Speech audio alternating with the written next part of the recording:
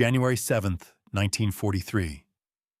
The New Yorker Hotel, 33rd floor, room number 3327. The air is stale, thick with the smell of old paper, dust, and a faint, almost ozone-like freshness, like the echo of long, silent electrical discharges. It is here, in this modest, almost ascetic room he had occupied for the last decade of his life, that the journey of the man whose mind illuminated the 20th century comes to an end. The body of Nikola Tesla, an 86-year-old man, emaciated and alone, is discovered by a maid. He is lying on the bed, thin, almost weightless, like a dried-out husk from which all the incredible energy that once held entire halls in reverent awe has fled. Outside the window, New York City bustles, the city that never sleeps, the city whose neon arteries pulse thanks to the alternating current gifted to the world by this very man. But here, in room 3327, there is absolute silence, broken only by the cooing of pigeons on the windowsill. These birds were his last family, his only congregation, his silent confessors. Death in poverty, so the newspaper headlines will read, and it's no exaggeration. He left behind only unpaid bills and trunks stuffed with papers, diagrams, and formulas, which FBI agents will seal within hours, classifying them top secret. And here it is, the central paradox, screaming across the decades. How did the creator of the modern electrical age, a man whose patents should have made him one of the richest people on the planet, end up in this pitiful cell, forgotten by all except a flock of city birds? To understand how the Prometheus of the 20th century, who gave humanity the fire of alternating current, ended his path in such humiliating obscurity, we must return to the world he was about to change beyond recognition, a world lit only by the dim flame of gas lamps. Before the mind of one man lit electric suns over cities, the world of the late 19th century was a realm of steam, coal, and twilight. It was an era of grand contrasts, a time later called the Gilded Age, a thin veneer of dazzling wealth for industrialists and robber barons covering the gaping poverty of millions. Cities, swelling uncontrollably, choked on coal smoke and horse manure. In the evenings, their streets sank into a mysterious and dangerous gloom, broken only by the flickering, hissing light of gas lamps, which were lit manually by lamplighters walking their routes with long poles. Electricity already existed, but it was a curiosity, an expensive toy, not a universal force. This was the world of direct current, the domain of Thomas Alva Edison. His lighting system was revolutionary, but extremely inefficient. It required thick copper cables and power stations every mile, making it available only to the richest neighborhoods of Manhattan. The energy could not be transmitted over long distances. It was tied to its source like a chained dog.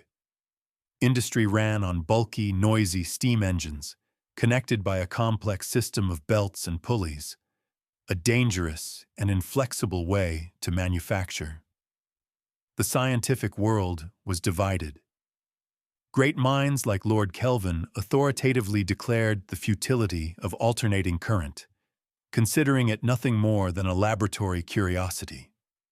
The very idea of transmitting power for hundreds of miles over a thin wire seemed like heresy, a violation of the laws of physics. In this world, where progress was measured in tons of steel and miles of railway track, the very thought of an invisible force capable of crossing continents without loss seemed like pure fantasy. This was a chessboard where the pieces were already set. Edison was the king. His queens were financiers like J.P. Morgan, and his pawns were thousands of workers. And onto this board, an unknown Serbian immigrant was preparing to step, a man in whose head a completely different game already existed. a game capable of overturning the entire board in a single move. On the night of July 9th, 1856, in the small village of Smiljan, lost in the mountains of Lika, then part of the Austrian Empire, a furious thunderstorm raged. Lightning tore the black sky apart, and thunder shook the earth. It was on this night, according to family legend, that a fourth child was born in the house of the Orthodox priest Nikola Tesla, a boy named Nikola. The midwife, terrified, crossed herself and said this was a bad omen, that the child would be a child of darkness. To which his mother, Nikola Tesla, an illiterate woman but one with a phenomenal memory and inventive talent, firmly replied, "No, he will be a child of light." This legend, whether true or not, became a prophetic epitaph for his entire life. But the light of his genius was, from the very beginning, overshadowed by a deep tragedy. The Tesla family lived under the shadow of a loss that had occurred several years before Nikola's birth. His older brother, Dane, whom everyone considered incredibly gifted, died in an accident, falling from a horse. This death became an unhealed wound for his parents, and young Nikola felt his entire life that he had to live for two, that he somehow had to compensate for this loss, to prove he was worthy of replacing the brilliant firstborn. This created an incredible internal drive in him, an almost painful striving for perfection and recognition, but at the same time, a deep-seated inferiority complex. He grew up in a world where the strict canons of his father's orthodoxy and an almost pagan belief in the forces of nature, inherited from his mother's side, were intertwined. This duality, between the spiritual and the material, between mysticism and science, forged his unique worldview. He was not just an engineer, he was a visionary, a poet of electricity, who saw in it not just a useful force, but a living, animated substance, a key to the secrets of the universe. And this shadow of his dead brother, this innate feeling that he was a child of light born in a storm, became the two poles of his personality that would define both his great triumphs and his devastating failures. From his earliest childhood, Nikola Tesla was not like everyone else. His reality was far more vivid, intense, and frightening than that of ordinary children. He possessed what today might be called severe synesthesia and an eidetic memory. Any spoken word would conjure a living, photographically precise image in his mind. But his most astonishing and agonizing gift was the spontaneous, uncontrollable flashes of blinding light that completely obscured the real world, accompanied by vivid visions. Sometimes they were just flashes, but other times they were entire scenes and objects, so real he couldn't distinguish them from reality. To escape these hallucinations, he taught himself to use the power of his imagination to create his own worlds, to travel within them, to meet their inhabitants. This wasn't a game. It was a survival mechanism that developed his capacity for visualization to an incredible degree. Unlike other inventors who needed blueprints, models, and long experiments, Tesla could assemble any device in his imagination, be it a steam turbine or an electric motor, run it, test it for wear, disassemble it, and improve it, all without touching a single real tool.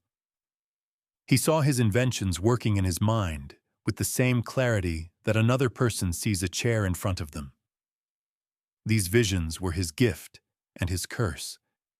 They gave him unique insight, allowing him to see beyond the horizon of contemporary science.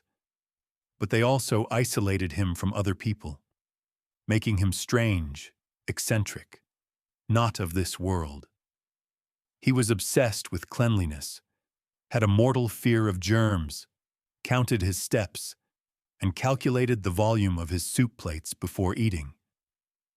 These were all rituals created to bring order to the chaos of his inner world, to subdue the storm of images and flashes in his mind.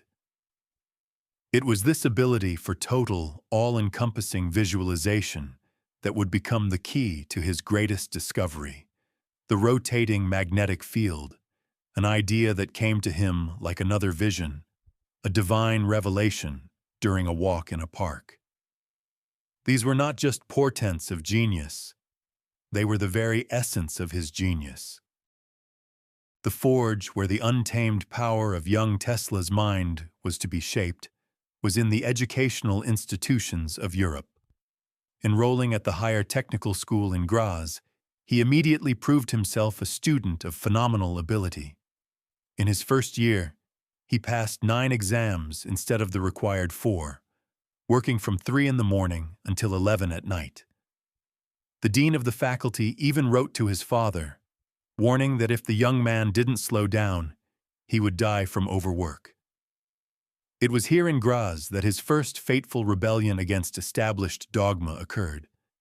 In a physics lecture, a professor demonstrated a Gram dynamo which ran on direct current. The machine sparked heavily at the commutator, which was its main flaw. When Tesla remarked that the commutator could be eliminated by using alternating current, the professor ridiculed him in front of the entire class, declaring that creating a motor without a commutator was tantamount to creating a perpetual motion machine. In other words, impossible. This public challenge didn't break Tesla, it ignited him. He vowed to himself that he would create such a motor, no matter the cost. However, along with his genius, his first demons were also awakening. In his second year, he became addicted to gambling. Cards, billiards, chess. He played with obsession, losing all the money his family sent him. This was not just a hobby. It was a manifestation of his nature, prone to extremes and risk.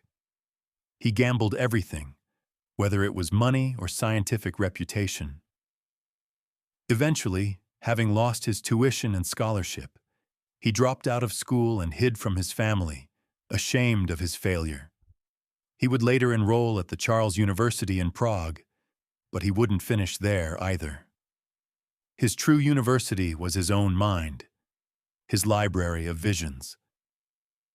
This period forged the key traits of his character: an unbending confidence in his own righteousness, a contempt for academic authorities if they contradicted his inner vision, and a dangerous, self-destructive tendency to go all in, without thinking of the consequences.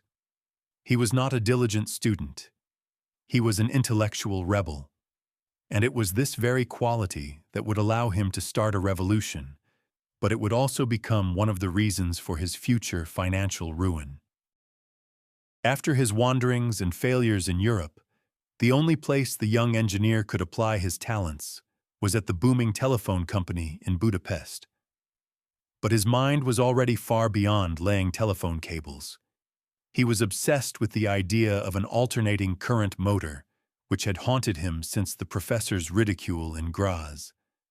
And the solution came to him, like all his great ideas, suddenly, as an illumination, an almost mystical revelation. One February evening in 1882, he was walking through the city park with a friend, reciting Goethe's Faust from memory. Suddenly he froze as if rooted to the spot and began to draw a diagram in the sand with a stick. His friend thought he was having a seizure, but Tesla, coming to his senses, exclaimed, "Do you see my motor? Here it is! Look at it run!" In that moment, in his consciousness, the concept of the rotating magnetic field was born, an elegant and brilliantly simple solution that would become the basis for all modern AC induction motors. It was the holy grail of electrical engineering, found not in a laboratory, but in the rays of the setting sun. Soon, he moved to Paris to work for the Continental Edison Company. Here, he quickly earned a reputation as a man who could solve impossible problems. The climax came during an incident at a railway station in Strasbourg, where he was sent to fix a problem at a new power plant built by the Edison company. The German engineers couldn't figure out why the dynamo kept failing. Tesla, arriving on site, not only fixed the equipment but, to everyone's astonishment, installed his own model of an AC induction motor, built from spare parts, which worked perfectly. He had demonstrated the future. However, when he returned to Paris to collect his promised bonus, the company management simply ignored him. It was his first bitter lesson. Genius was not enough.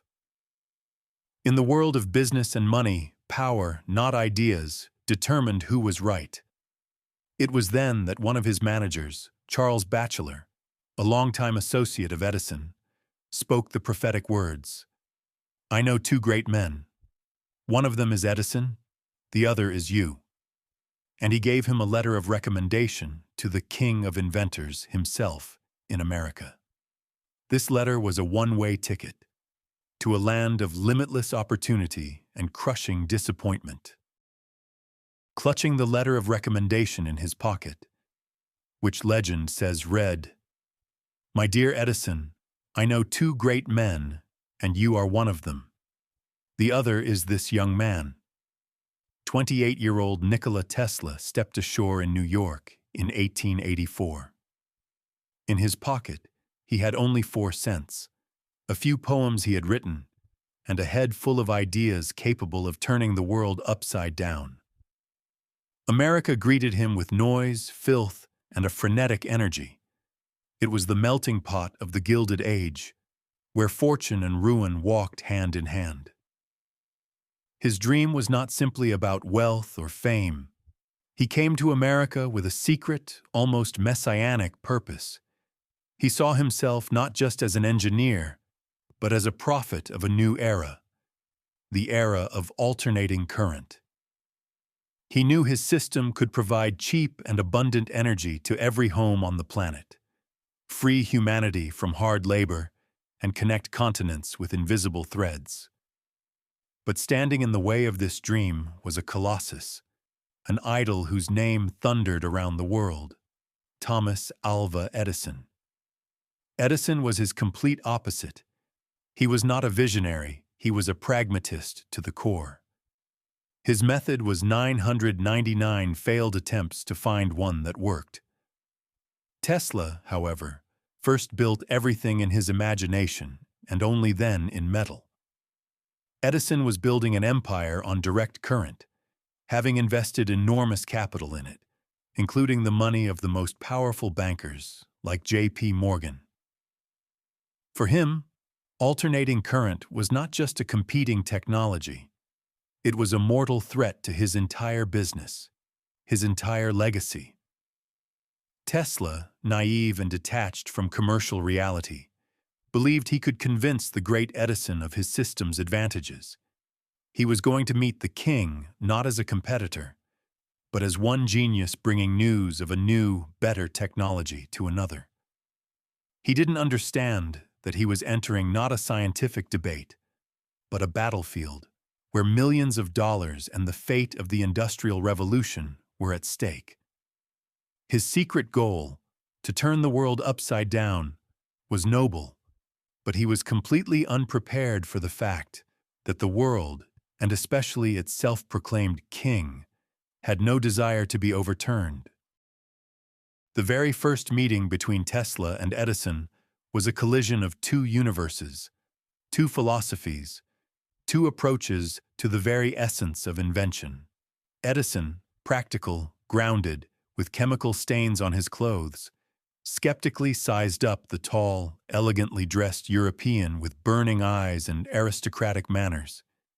He hired Tesla, but not as an equal.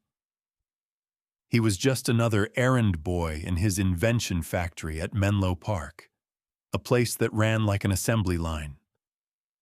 Tesla was stunned by the inefficiency and chaotic methods of Edison, who solved problems by brute force trial and error. If Edison had to find a needle in a haystack, he wrote later, He would not stop to reason where it was most likely to be, but would proceed at once, with the feverish diligence of a bee, to examine straw after straw until he found the object of his search. Tesla, on the other hand, could solve the most complex problems in minutes, simply by seeing the solution in his head. The climax of their brief collaboration came when Edison, whose dynamos on the steamship Oregon were constantly failing, half jokingly, half seriously, offered Tesla $50,000, an enormous sum, equivalent to over $1 million today, if he could fix them. Tesla worked day and night and presented 24 different improvements that significantly increased the machine's efficiency and safety. When he went to collect his promised reward, Edison laughed in his face and said, "Tesla, you don't understand our American humor." Instead of $50,000, he offered him a $10 a week raise. For Tesla, this was not just financial fraud. It was a profound insult, a humiliation of his genius, a betrayal by a man he had, in part, idolized. In that moment, he understood they could never work together. Edison saw him only as a talented technician to patch up the holes in his direct current empire. Tesla, however, saw Edison's system as a dead end, something not to be improved, but to be replaced entirely. The inevitable break happened. After working for only 6 months, Tesla quit, finding himself on the street with no money and no connections, but with an unbending resolve to prove he was right. The war had been declared. To understand the scale of the coming battle, one must realize the power of the empire Edison had built. By the mid-1880s, he wasn't just an inventor, he was a living legend, the Wizard of Menlo Park, a symbol of the American dream. His name was a household word, and his company, Edison General Electric, backed by the financial giant J.P. Morgan, was methodically weaving its web of wires across America. But this web had a fatal flaw. Direct current, or DC, which Edison had bet on, could not be transmitted over long distances without colossal losses. The voltage dropped with every meter, requiring absurdly thick and expensive copper cables. To supply electricity to 1 square kilometer of Manhattan, a separate power station was needed. This made the system incredibly expensive, available only for lighting theaters, hotels, and the homes of the rich in the city center. There was no question of electrifying the entire country, of delivering power to rural areas or to industrial plants located far from energy sources. Edison hadn't created a universal system, but a patchwork quilt of local, isolated power grids. However, vast sums of money had already been invested in this imperfect technology. Fortunes had been made manufacturing DC generators, copper cables, and Edison's light bulbs. Any attempt to offer an alternative was seen not as scientific progress, but as a direct attack on the established market and the capital of America's most powerful men. Edison and his investors weren't just selling electricity, they were selling an entire ecosystem, and they were prepared to protect it at any cost.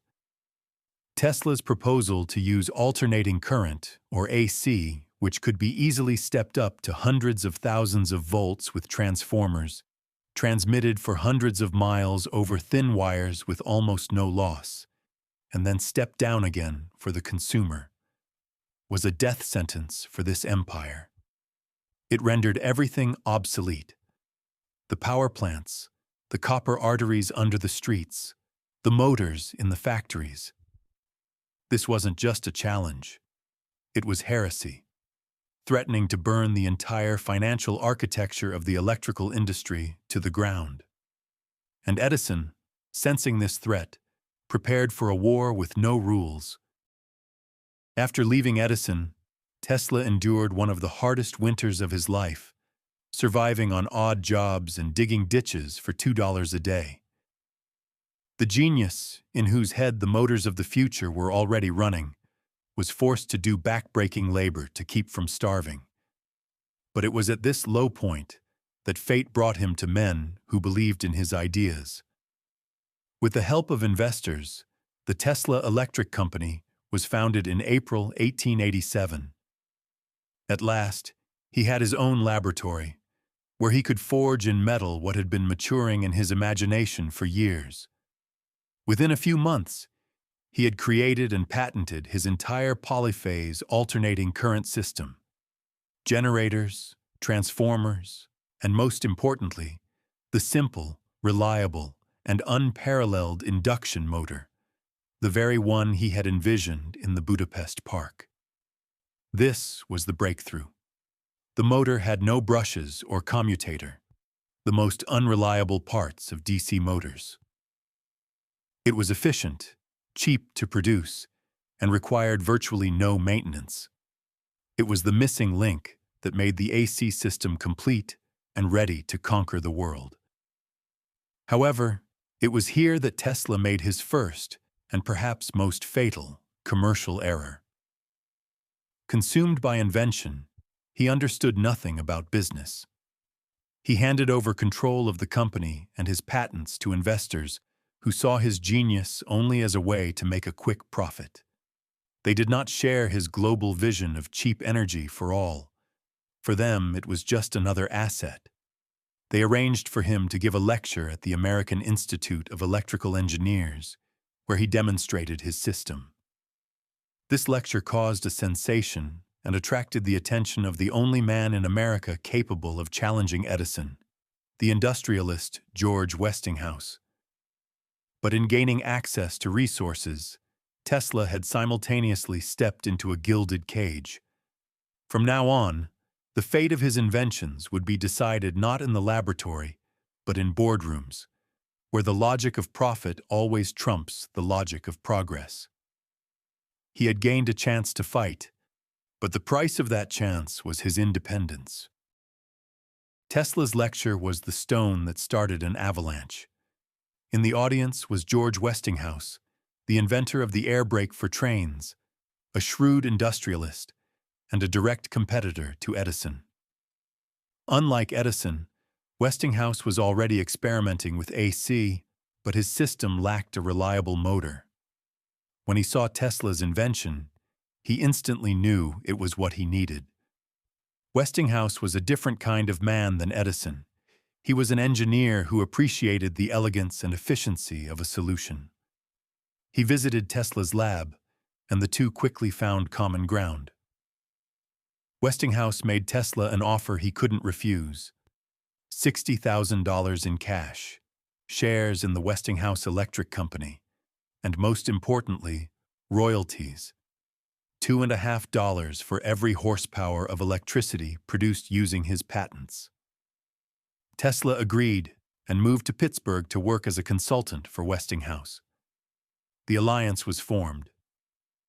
At last, the lone visionary had a powerful patron, ready to challenge Edison's empire. Thus began the infamous War of Currents, one of the dirtiest and most ruthless PR campaigns in the history of technology. Edison, realizing he was losing the scientific and technical argument, moved the battle to the field of public hysteria. He began to prove that alternating current was deadly. His agents publicly electrocuted stray dogs and cats with AC, and later, even decommissioned circus elephants, all in front of reporters. Edison lobbied for the use of alternating current to execute criminals, so that the association Westinghouse Electric Chair Death would be firmly planted in the public's mind. He published pamphlets with headlines like "Warning," describing horrific accidents supposedly caused by AC.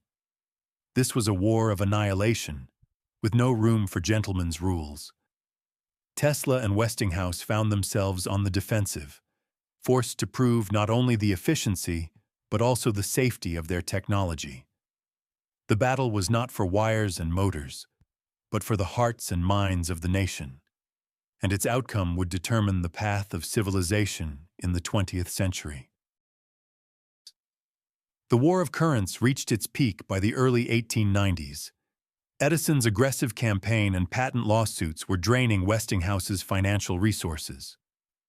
Despite the technical superiority of the AC system, Wall Street investors, including the powerful J.P. Morgan, who was behind the merger of Edison's companies into the giant trust General Electric, did everything they could to sink their competitor. Westinghouse was on the brink of bankruptcy. He had invested all his money in promoting the new technology, but the battle dragged on, and creditors began demanding their money. They gave him an ultimatum.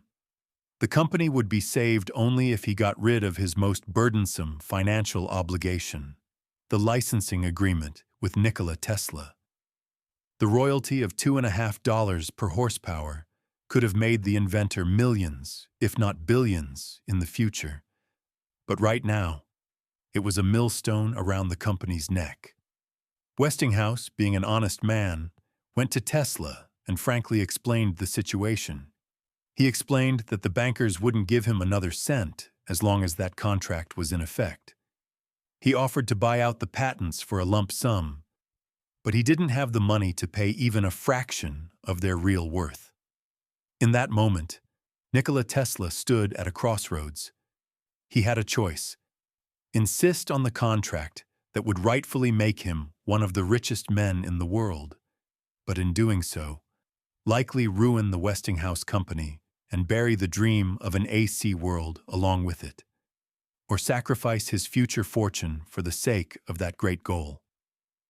For Tesla, the choice was not difficult. "Mr. Westinghouse," he said, "you supported me when everyone else turned away. You believed in my idea. You risked everything. The contract, here it is." With those words, he took the document and tore it into small pieces. With that gesture, he voluntarily gave up a fortune that today would be valued in the hundreds of billions of dollars.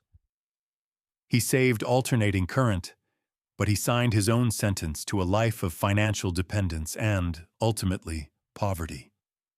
It was an act of incredible idealism, and it became the cornerstone of the answer to why the genius who gave the world light died in the darkness of obscurity. Having won a moral and financial victory in the War of Currents, after General Electric, having ousted Edison, was itself forced to adopt AC standards, Tesla and Westinghouse got their chance to demonstrate the triumph of their technology to the entire world. That opportunity was the 1893 World's Columbian Exposition in Chicago, celebrating the 400th anniversary of America's discovery. The fight for the contract to light the fair became the final decisive battle of the War of Currents. General Electric offered to light the exposition with Edison's bulbs for $500,000. Westinghouse, using Tesla's more efficient system, bid $399,000. The contract was his, but General Electric dealt a blow from behind. Using their patent rights on Edison's incandescent bulb, they forbade Westinghouse from using it. It seemed like the end. But Westinghouse and Tesla did not give up. In a short time, they designed and produced 250,000 new, more efficient stopper lamps that didn't violate Edison's patent. On the opening night of the fair, U.S. President Grover Cleveland pressed a button, and the White City, as the exhibition was nicknamed, was illuminated by the light of hundreds of thousands of bulbs. It was a spectacle the world had never seen. Unlike the dim, localized lights at the Paris exhibition, here shined an entire sea of light, bright and pure, fed by 12 giant AC generators of Tesla's design installed in the Hall of Machinery. It was a living, dazzling demonstration of the power of the new era. Tesla himself was the main star of the fair. In his pavilion, he staged lecture performances that looked more like magic shows. Elegant, in a flawless tuxedo, he would pass 200,000 volts of electricity through his own body, lighting up bulbs held in his hands, unconnected to any wires. The public was ecstatic. He wasn't just an engineer. He was the master of lightning, a Prometheus who had brought a new fire to mankind. The Chicago Fair was his apex, the pinnacle of his fame. The world lay at his feet, and it was precisely at this moment of triumph, when it seemed only greater glory lay ahead, that a new, far more ambitious and, as it would turn out, destructive dream was already being born in his mind. After the triumph in Chicago, the next logical step was to conquer the most powerful natural force on the continent, Niagara Falls. The idea of building a hydroelectric power plant at Niagara had been around for a long time, but no one knew how to transmit the energy over a long distance, for example, to the booming industrial city of Buffalo, 20 miles away. The International Niagara Commission, led by the famous physicist Lord Kelvin, was initially adamantly opposed to alternating current. However, the stunning success at the Chicago Fair forced them to reconsider. The contract to build the world's first large-scale hydroelectric power plant went to Westinghouse, and thus to Tesla's system. In 1896, the switch was thrown, and the power of Niagara Falls flowed through the wires, lighting and powering the factories of Buffalo. It was the final, unconditional victory in the war of currents. Alternating current became the world's standard. Tesla's legacy, it seemed, was immortalized in concrete and copper. He became a global celebrity, celebrated as one of the greatest geniuses of the age. He lived in the luxurious Waldorf Astoria Hotel, dined in the best restaurants with writers, artists, and financiers. Mark Twain was a frequent guest in his laboratory, enthusiastically participating in his electrical experiments. But it was at this very moment, having reached the summit, that Tesla began to lose interest in what he had already accomplished. His mind, always striving for the horizon, was already consumed by a new, far more fantastic idea. If energy could be sent through wires, why couldn't it be sent without wires, directly through the Earth and the atmosphere? He dreamed of a worldwide system of wireless communication, and even more revolutionary, free energy for all. He envisioned a planet dotted with towers that would broadcast energy to any point on the globe, so that anyone could stick a rod in the ground and receive electricity for their needs. It was an incredibly beautiful and humanistic dream, but it was completely irrational from a commercial standpoint. How can you sell something that is free? Why would you need meters if energy is available to everyone? By taming Niagara, he had secured his place in history, but by giving birth to the dream of a wireless world, he had taken the first step toward his financial and social suicide. Obsessed with the idea of wireless energy, Tesla knew he needed an investor with virtually unlimited resources and a willingness to take a risk. There was only one such man, J. Pierpont Morgan, the financial titan who controlled the steel, railroad, and banking industries of America. Morgan was the complete opposite of the idealistic Tesla. He was a tough, pragmatic businessman for whom profit was the only measure of success. Nevertheless, Tesla, using all his charm and eloquence, managed to get Morgan interested. But he made a fatal mistake. He presented his project as something other than what it truly was. He told Morgan about creating a worldwide wireless communication system, capable of transmitting messages, stock quotes, and even images across the Atlantic, creating direct competition for the transatlantic telegraph cable, which Morgan had also invested in. This was a project Morgan could understand and appreciate in terms of commercial viability. But his true, secret dream, the free distribution of energy worldwide, Tesla carefully kept to himself, knowing such an idea would only make the financier laugh. Morgan, impressed by Tesla's reputation and the potential profits, agreed to provide $150,000, a massive sum at the time, to build a giant transmission tower on Long Island. The project was named Wardenclyffe. Tesla was ecstatic. He immediately began construction of a magnificent structure, a nearly 200-foot tower with a huge copper dome on top, beneath which lay a complex system of underground tunnels. This was to be his masterpiece, the first step toward a new, utopian civilization. But the entire structure was founded on a deception, a grand illusion. He was building a tower for free energy with money from a man who would never have invested a single cent in something that couldn't be metered, packaged, and sold. It was a foundation of sand, doomed to crumble at the first serious test, and that test was not long in coming. While Tesla was pouring all his energy into the grandiose and expensive construction of the Wardenclyffe Tower, his competitors were not idle. A young and enterprising Italian engineer, Guglielmo Marconi, using many of Tesla's own early patents in radio waves, a fact that would only be legally recognized after Tesla's death, was working on a much simpler, more pragmatic task: transatlantic radio transmission. Marconi was not a visionary. He was a brilliant businessman. He wasn't dreaming of free energy. He wanted to create a working business.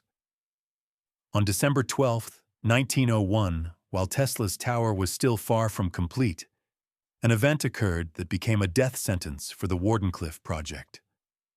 Marconi, using primitive equipment, managed to transmit 3 dots, the Morse code signal for the letter S, across the Atlantic Ocean, from Cornwall, England, to Newfoundland, Canada. From a technological standpoint, it was nothing compared to Tesla's grand design, but from a PR and business standpoint, it was a devastating blow. Newspapers around the world trumpeted Marconi's triumph. He became the hero of the day, the man who had conquered the ocean. For J.P. Morgan, this meant one thing: the market he was counting on by investing in Tesla's tower was already being claimed. Why finance a complex and incomprehensible project when a simpler, cheaper method of wireless communication was already working and bringing fame to its creator? Morgan's faith in Tesla was shaken. When Tesla, realizing he needed more money to complete construction, finally went to Morgan and revealed his true purpose, not just communication, but wireless energy transmission, the financier's reaction was predictable. Morgan felt he had been deceived. He had invested in a transatlantic telegraph competitor and had gotten a fantasy about a global energy utopia. The blow delivered by Marconi's signal was not technical, it was psychological and financial. It shattered the fragile trust between the idealist genius and the pragmatist magnate, and in doing so, sealed the fate of Tesla's greatest dream. After Marconi's triumph and Tesla's admission of his true intentions, J.P. Morgan lost all interest in the project. Tesla flooded him with letters, begging for more funding, insisting he was on the verge of a discovery that would change humanity. But Morgan was unmoved. His famous reply, delivered by his secretary, was short and ruthless: "I will not be writing any more checks." Those few words became the epitaph on Wardenclyffe's grave. For Tesla, it was a catastrophe. He had poured not only all of Morgan's money into the tower, but also his own funds, received from the Westinghouse patent sale. He was broke. Construction stopped. The grandiose tower, his dream, his child, turned into a giant skeleton reaching for the Long Island sky, a monument to the greatest failure of his life. The financial world, taking its cue from Morgan, instantly shut all its doors to Tesla. No bank, no investor wanted anything to do with him. He became an outcast, a mad scientist with delusional ideas about free energy. Wall Street's verdict was final and absolute. Tesla desperately tried to find other funding sources, but in vain. For several years, he tried to save the tower, hoping for a miracle. But the miracle never came. In 1905, his Long Island laboratory was foreclosed on. The workers were dismissed. For years, the tower just rusted in the Atlantic winds.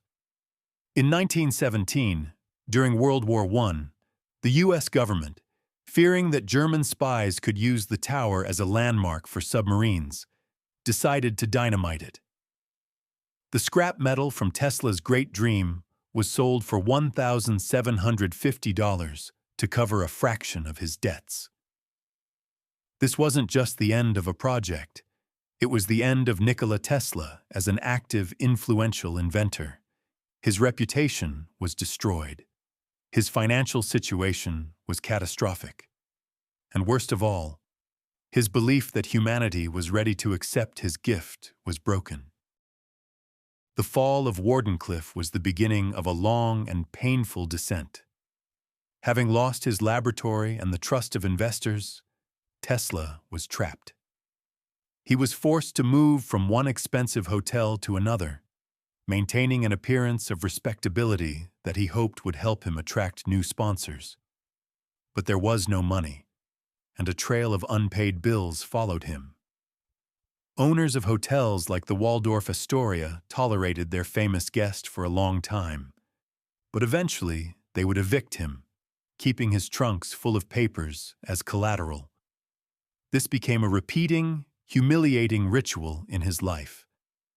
At the same time, he was dragged into a grueling and expensive patent war with Marconi over the invention of radio.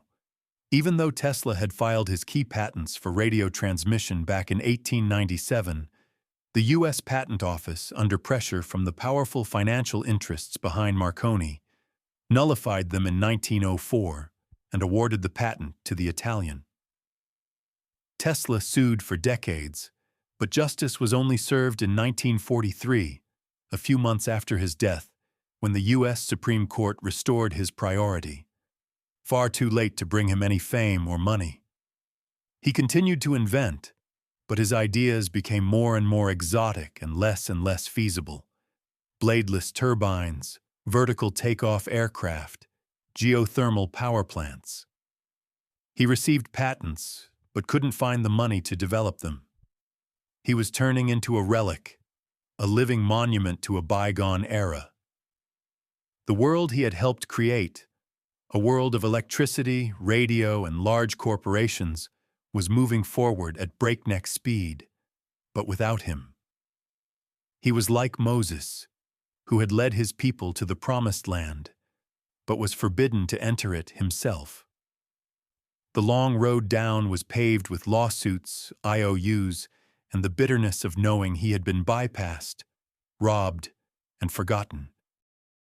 As the outside world rejected him more and more, Tesla retreated deeper into himself, into the labyrinths of his own mind. His eccentricities, always a part of his nature, now grew into a set of strange, obsessive rituals and phobias. He had a mortal fear of germs. He constantly washed his hands, demanded that all dishes be boiled in restaurants, and used stacks of fresh napkins for his meals, discarding one after each touch. He avoided handshakes and was afraid to touch other people's hair. He was repulsed by round objects, especially pearl earrings on women, and would refuse to speak to ladies who wore them. This obsessive-compulsive side of his personality was likely a way to establish some control over a life that had spun completely out of his control. If he couldn't manage financial flows or public opinion, he could at least polish his silverware to a high shine. His mathematical mind manifested in a compulsion to count. He counted his steps while walking, the volume of his plates, the number of cups of coffee. Everything he did had to be divisible by 3, or he couldn't do it. He lived in hotel rooms whose numbers were divisible by 3. These rituals were his armor, his defense mechanism against a chaotic and hostile world. He became more and more isolated from people. Old friends and acquaintances distanced themselves, frightened by his oddities and constant requests for money. He severed almost all social ties, preferring the solitude of his hotel room, where he could sit for hours, motionless, immersed in his inner worlds, in his visions, which were now, perhaps, the only place where he was still king, where his towers transmitted free energy, and where the world was ordered by the laws of harmony and reason. This escape into the labyrinths of his own mind was a tragic but logical end. The man who wanted to connect the entire world with invisible threads of energy ended up completely cut off from humanity itself, locked in the solitary confinement of his brilliant but tormented mind. In this world of voluntary isolation, where people had become a source of disappointment and betrayal, Nikola Tesla found new, devoted, and silent friends. They were the Pigeons of New York City. This attachment, which to outsiders seemed like the final stage of senility, was for him a deeply meaningful and important ritual. Every day, no matter what it took, he would go to Bryant Park or the New York Public Library to feed the birds. He knew them all by sight, gave them names, and talked to them. If for some reason he couldn't leave his hotel, he would hire a messenger to feed the pigeons for him. But his care wasn't limited to the parks. He often brought sick or injured birds back to his hotel room, nursing them back to health. The windows of his room were constantly open, and pigeons flew in and out freely, turning the expensive hotel suite into something of a dovecote, much to the horror of the management. He spent his last, meager funds on special birdseed. This connection was more to him than just a love for animals. In the pigeons, he saw purity, innocence, and loyalty, qualities he had not found in people. They didn't demand patents. They didn't betray him for profit. They didn't laugh at his ideas. They simply accepted his care and returned it with their presence. He had created a new family for himself, a new congregation, made up of these feathered outcasts, just like himself, misunderstood and unaccepted by the big, bustling city. This affection became his final anchor, his connection to the living world. While humanity was using his inventions without even remembering his name, these simple birds were the only creatures on the planet who awaited his arrival every day. And in this, there is a deep and tragic irony. The man who dreamed of giving energy to all of humanity at the end of his life gave all his warmth and care only to a flock of city pigeons.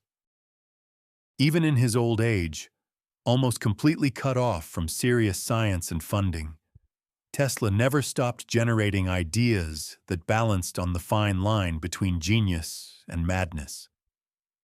The most famous and sinister of his late projects was the so-called death ray, or teleforce.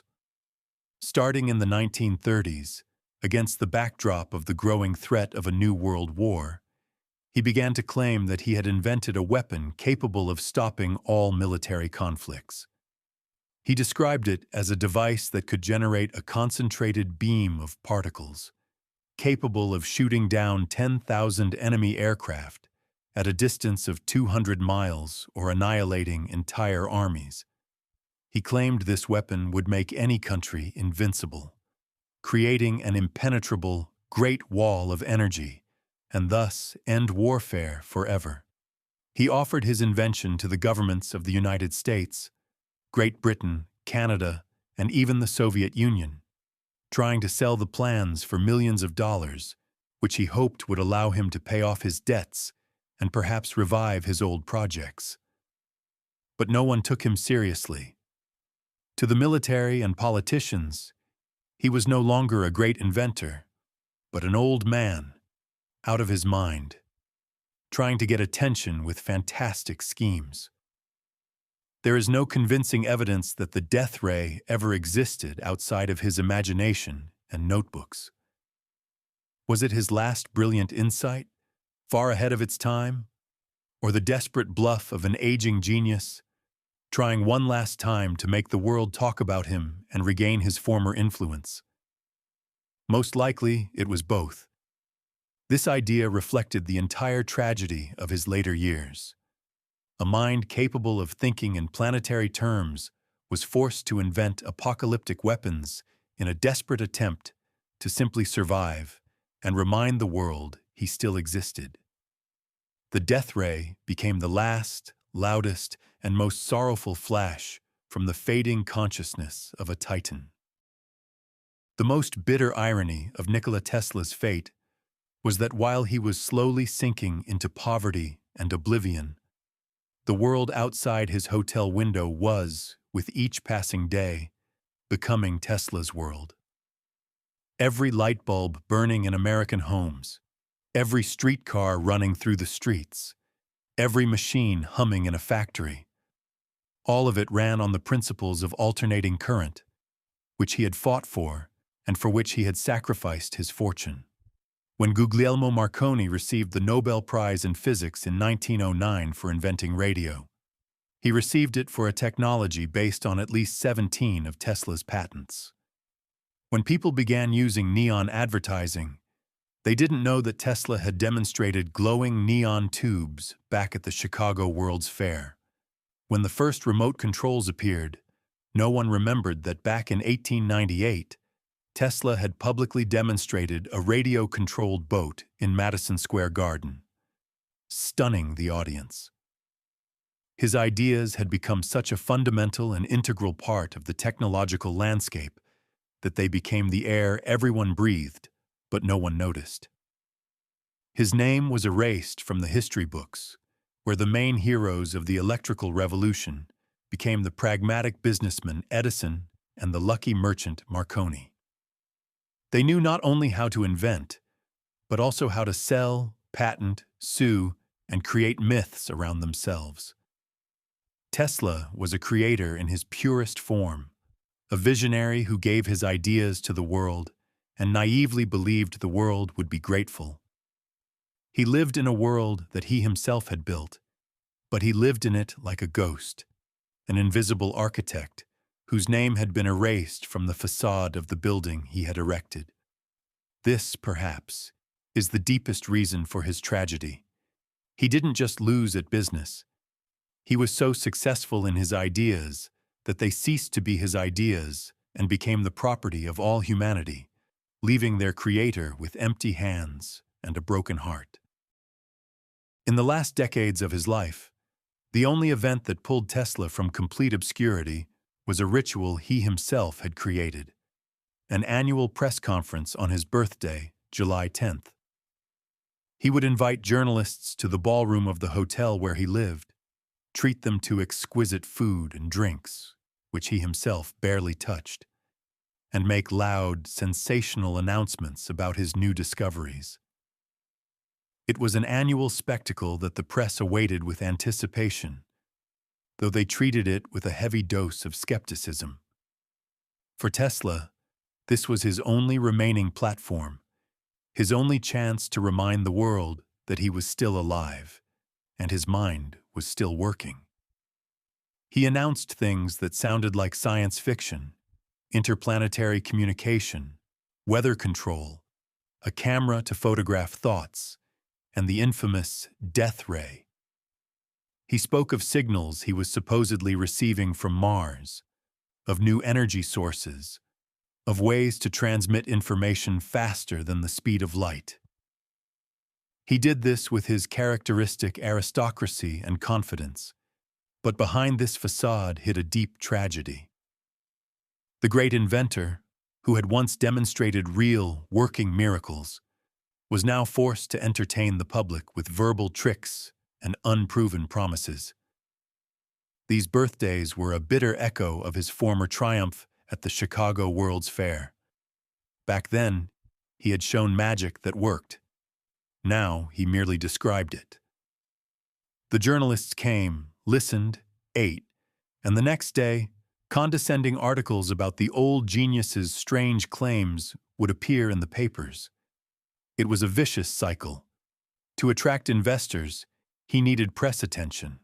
And to get press attention, he had to make more and more bizarre claims, which, in turn, further undermined his scientific reputation. This annual performance was his last, desperate attempt to stay afloat, to cry out to a world that had gone deaf to his voice. But the cry had long since faded to a whisper, drowned out by the noise of a new era. The last decade of his life, from 1933 to 1943, Nikola Tesla spent at the Hotel New Yorker. He occupied a suite on the 33rd floor, with windows overlooking the city pulsing with his energy. But he himself was now infinitely far from that life. His existence had become almost hermit-like. He rarely left his room, communicating only with the hotel staff and his only friends, the Pigeons. He had no money at all. He lived on credit, and his room and board were secretly paid for by the Westinghouse Electric Company, a gesture of gratitude and pity from the organization he had once saved by tearing up his multi-million-dollar contract. This was the last and most humiliating irony of his financial story. The corporation that had earned billions from his patents was now giving him scraps so that the genius would not die on the street. His world had shrunk to the size of one room. Here, he continued to work, as much as his strength allowed, filling stacks of paper with formulas and calculations. But this was now work for the drawer, with no hope of realization. The silence of his room was deafening. It was filled with the ghosts of unfulfilled dreams, the unfinished Wardenclyffe Tower, the unrecognized patents, the free sources of energy. He had become a living ghost in his own city of light. He, who had once dined with Mark Twain and financial magnates, was now just grateful if they brought him his special vegetarian menu, prepared to his strict instructions. His once mighty intellect, capable of encompassing the entire universe, was now focused on caring for a sick pigeon or calculating the perfect trajectory for the particle beam of his imaginary death ray. It was a slow, quiet fading. He did not ask for help. His pride would not allow it. He simply accepted his fate in silence, as if he understood that his time had passed. Room 3327 became his final refuge, his cell, his mausoleum, where he awaited his end in complete solitude. Among all the pigeons he cared for, there was one special bird, a white dove with gray tips on her wings. He claimed to love this dove as a man loves a woman, and that she loved him too. He would talk to her for hours, and according to him, she understood him. This bird became the culmination of his spiritual and mystical quests, his last and most important confidant. One night, as Tesla himself told the story, this white dove flew into the open window of his hotel room. She was injured and sick. He cared for her for several days, but the bird was dying. And at the moment of her death, he claimed, two beams of blinding light shot from her eyes, far brighter than anything he could create with his coils in the laboratory. In that instant, he said, he understood that his life's work was complete. He had received some kind of signal, some confirmation from above, that his mission on Earth was over. This story sounds like the ravings of a madman, but for Tesla, it was absolutely real. In this white dove, in these beams of light, all the threads of his life came together. The flashes of light that had haunted him since childhood, here they were, returned one last time. His dream of wireless energy transmission, here it was, symbolically embodied in the last gaze of a dying bird. his loneliness, and his inability to form close relationships with people. It was all sublimated in this mystical love for the dove. This was his catharsis, his final chord. After this bird's death, by his own admission, the purpose of his life was gone. He knew he would soon die. The white dove was, for him, a final visit from that very light his mother had called him a child of, on the night of his birth. She brought him the news that his work, though unappreciated by men, had been accepted and understood by the universe. It was the completion of his mission, not in the world of patents and money, but in the world of spirit and symbols, which was where, in essence, he had lived his entire life. Immediately after the news of Nikola Tesla's death became public, his room at the Hotel New Yorker was visited not only by medics and police, but also by agents from the Federal Bureau of Investigation. By order from Washington, all of the deceased's property, including all his notebooks, drawings, letters, and manuscripts, was seized and sealed by the Office of Alien Property, even though Tesla had been a full U.S. citizen for over 50 years. This step was dictated by the fear his recent claims about the death ray had inspired. In the midst of World War II, the United States government could not allow the plans for a superweapon, even if they were imaginary, to fall into enemy hands.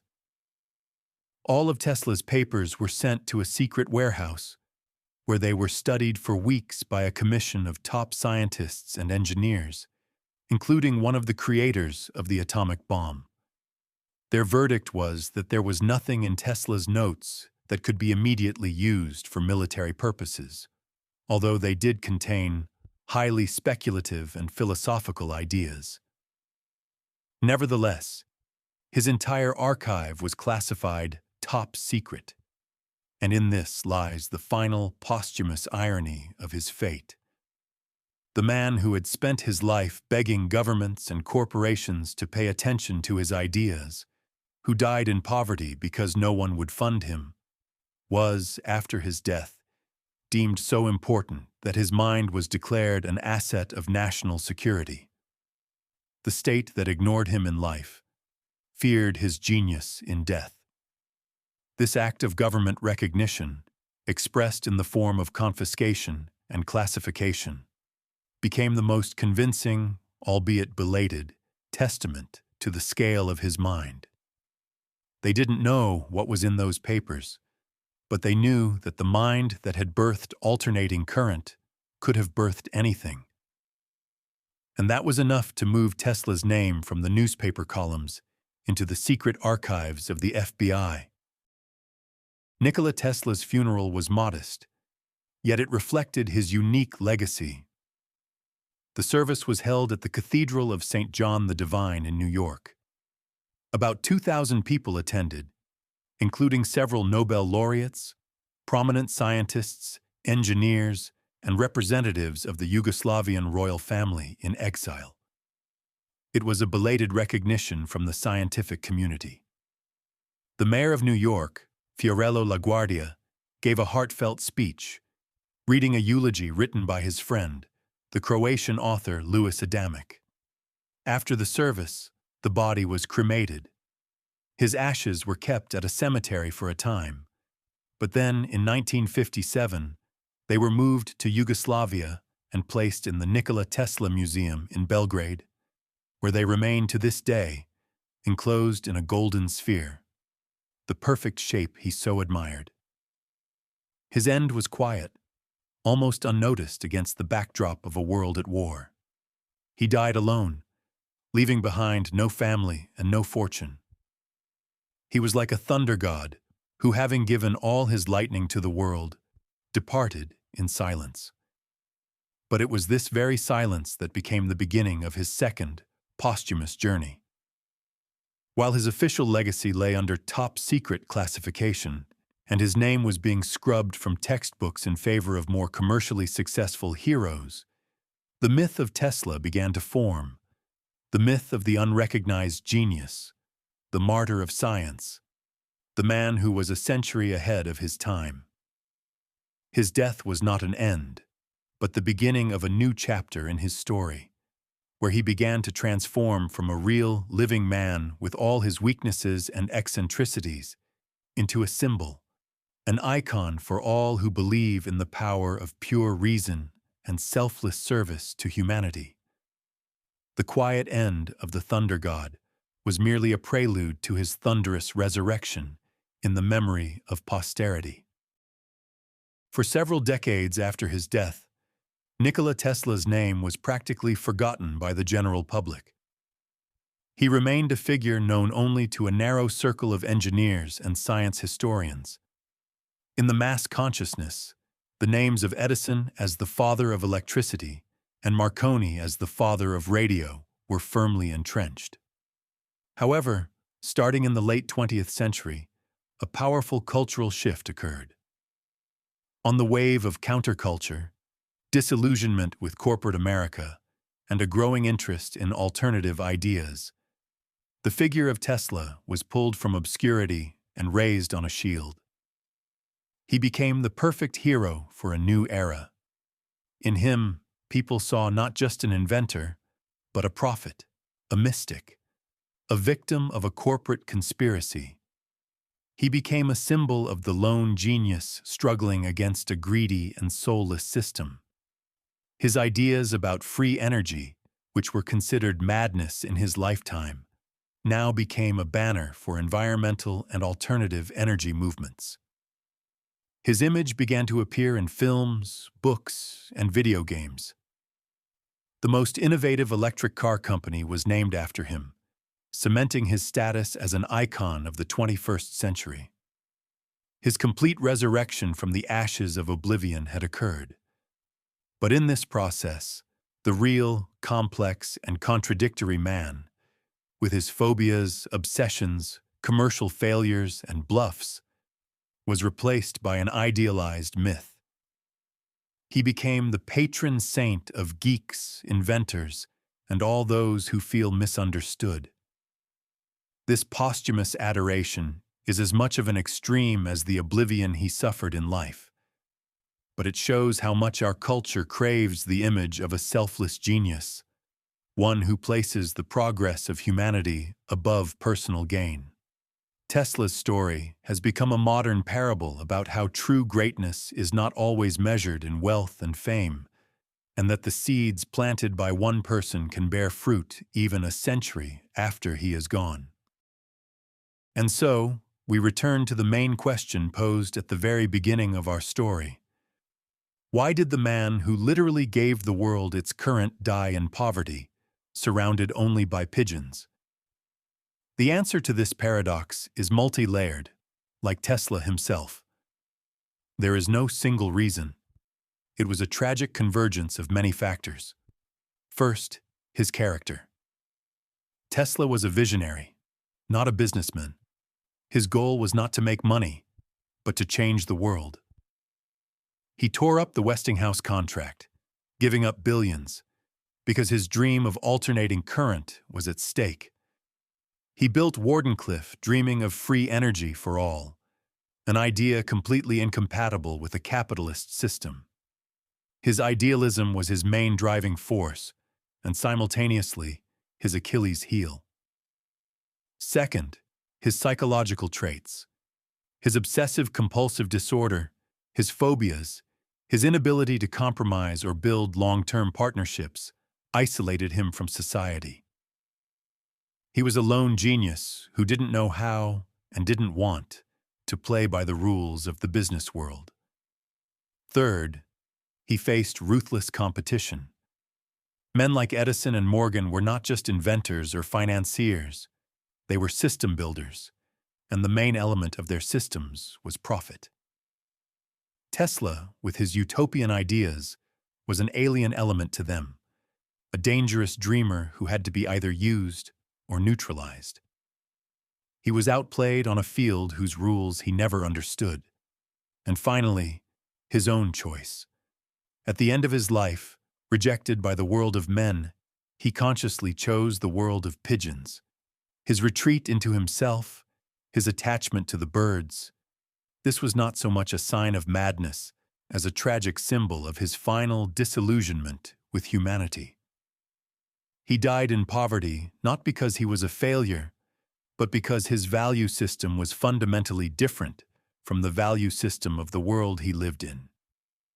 He lost the battle for wealth, but his victory in the war for the future was so complete that we are still living in the light of his triumph. Ultimately, the story of Nikola Tesla forces us to ask a fundamental question. What is the true measure of a person's success and greatness? If success is measured in money, fame, and power, then Tesla is, without a doubt, a tragic failure. He died penniless. His name was erased from history, and his boldest dreams were destroyed. But if you look at his legacy through the lens of his influence on civilization, the picture changes completely. We are living in the house that Tesla built.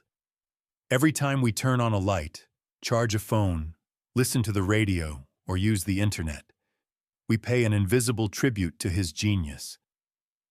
He lost every personal battle, but he won the main war, the war for the future.